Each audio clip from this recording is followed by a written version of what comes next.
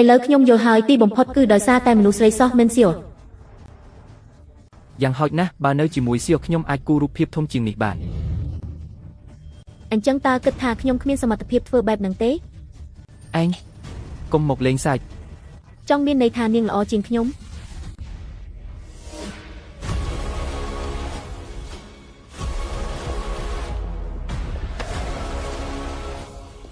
មកដល់ទីនេះហើយតើនាងគឺ Han Hee Seo មែនទេ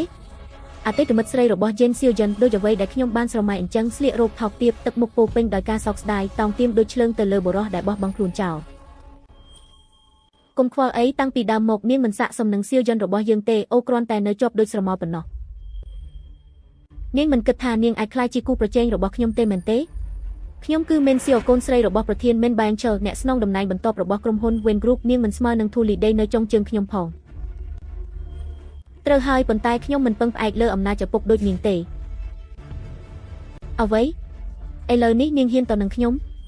ចេញទៅភ្លាមមុនពេលខ្ញុំហៅសន្តិសុខមកអូសកនាងចេញត្រូវហើយទីនេះអនុញ្ញាតឲ្យចូលតែអ្នកដែលត្រូវបានអញ្ជើញប៉ុណ្ណោះដឹងខ្លួនហើយចេញទៅ អាបាទមានរឿងអ្វីមែនទេ